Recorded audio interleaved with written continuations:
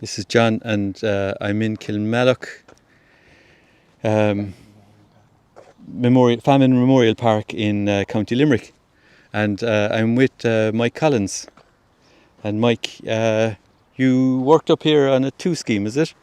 I was the supervisor of the CE scheme, John. Okay, CE scheme. Okay. Yeah. And did you work here in the Memorial Park? Yeah, well, we walked, in general, we walked all over Kilmallock, any council grounds, housing estates, parks, anything like that. We maintained them, and sometimes, on occasions, we did planting schemes such as trees and flowers and shrubs and the maintenance of those in as well. Okay. And like the Memorial Park here, you were saying it was done up in 98, is it? 90 years, yeah. Like for years prior to that, it was neglected. Yes. You said there used to be animals grazing in here? There was animals, there was cows grazing in here, there was horses grazing in here, you could get goats grazing in here. I suspect that was common enough in the old days, like if there was an acre or two of grass like this in a town that... It's common to this day, not going back in, you know. Yeah. But the place was very, very much unkept, and it wasn't as level as we see it now. Okay. So do you think was the machinery brought in, or? There was machinery brought in to landscape it. Okay. While they didn't do any digging, to my knowledge. Yeah. They certainly levelled it. Yeah. And landscaped it. They might even have brought in soil and levelled that out, kind of thing. Possibly, yeah. I can't remember exactly what they did. Because you can see lots of people would be very happy with this, wouldn't they? Because it's so well kept. You know, it feels very respectful. There's a path up the middle, and then there's paths around the edge. There is, yeah. And they're tarmac paths, so that's unusual. I've been in a few now the last couple of weeks, and this is the first time me seeing a kind of a tarmac path. There's an old entrance over there. Well, that is a machinery entrance. Yeah, okay. So the lawnmower can come in. This is from the got by housing estate. Okay. Which is directly across the road from the Famine Park. What age are those houses over there, Mike? Oh, they're going back to the 40s or 50s. Okay. Yeah, and these ones here, this is Mill Mountain at this side. Okay. Which would lie in between the old workhouse. Yes. And where we're standing now in the Famine Park. That was all the one patch of land going back to the famine times. So the workhouse was down there, was it?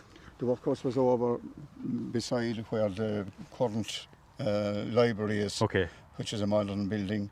But alongside that modern building and the council offices, there is an old, what is known locally as an old building there called, if we know it as the courthouse. Okay. That courthouse is part of the old hospital building from the famine times. Okay. There was everything that went with the hospital at that stage. That time in our history, such as the morgues and all the rest of it, they were all located at that end of the town. Okay. Obviously, everybody inside in that hospital wasn't from Kilmallock, but I would imagine that the people came from North Cork. They're very close to the Cork border. Here. They're only 5 or 6 miles. Possibly Tipperary, which isn't too far over the road either, about 12 miles. Right. And then the south. Which part of Tipperary is 12 miles? Tiptown kind of well, direction? Once you go over past Knocklong. Okay, yeah. You're nearly in Tipperary. Yeah. Okay. And are you from this area originally, Mike? I'm from the hill of Kilmallock. Oh, yeah. Which is about maybe a mile outside the town on the north side of Kilmallock. All right. Because when I met you first, I thought you had a Cork accent, but now I've heard you talking fully. I know you don't. No. So that'd be a Kilmallock accent you'd have, so? I would assume it is. No, it has been mistaken. I was involved with the fire service for almost 30 years. Right. And I did a lot of courses in different parts of the country. Yeah. And in certain counties, the further away I went from Munster, the more we were mistaken with our accents as being from Cork. Yeah.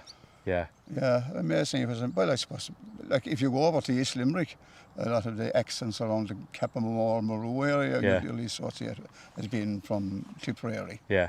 You know, back West Limerick, you have a similar thing with the Kerry accent. That's right. Back around Levy Field. Yeah. And that, you know, I can hear the Limerick stronger, and you know, now I got my ear in. Yeah, but it's not the same as my crowd are only over the road. But like, you're not, you know, it's more of a town accent, I think. Yeah. Well, it's not a Limerick City accent. The Limerick City accent is unique in itself. Yeah. In parts of the city. It's quite strong and flat. Very strong and flat. Yeah. But whereas we've developed our own style, I'd say, our own part of the your own style of hurling, your own style of talking. Language. Yeah. So you've no real memory of what if there was undulations here or cuts in the ground or graves or anything, Mike? No, well, going back again to, I wouldn't be quite sure of the year now, but I think back to the 40s, 50s, there was an attempt made by the county council through a contractor to build houses in part of this land. All right. And on digging some of the foundations for those houses, which was only, I think they only had started 2 or 3, some skeletal remains were dug up, and which put a stop to the whole thing. Okay, good. And they realised they were in the famine. They realised, but I suppose there may not have been a proper history or anything mapped out in relation to graves or anything like that. Yeah.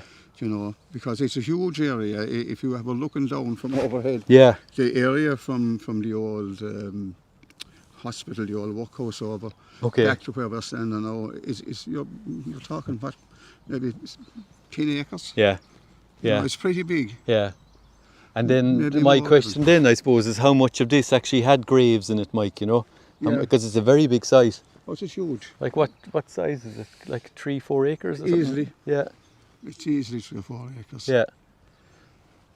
Nobody knows. I suppose the council maybe might have a record of it. They should have. I mean, there has to be some record of it somewhere.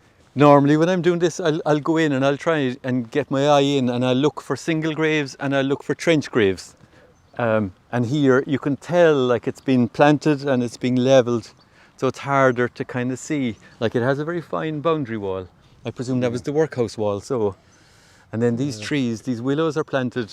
There's birches planted. Yeah, they were all planted when the landscaping job was done in what we now call the Memorial Park. Okay. So you know, they're what, 30 years old roughly. Okay. But you will find an awful lot of stone walls around Kilmallock. A lot of boundary walls have the old stone walls. We have a lot of the old gentry type houses in the area as well. Okay. But you'd nearly, they stick out a mile from me anyway. But if you're driving into any town, you'd see one of these long walls, stone walls, which usually will indicate that there's some domain or something inside the big house. Or a mansion or some kind of another. Yeah. Okay.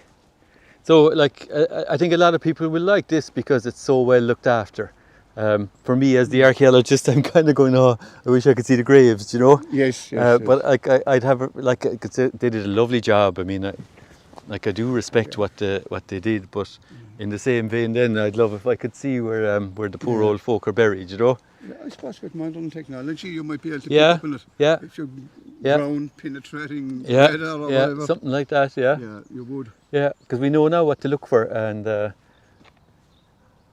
this is our first visit anyway. We'll start the process now, and we'll see.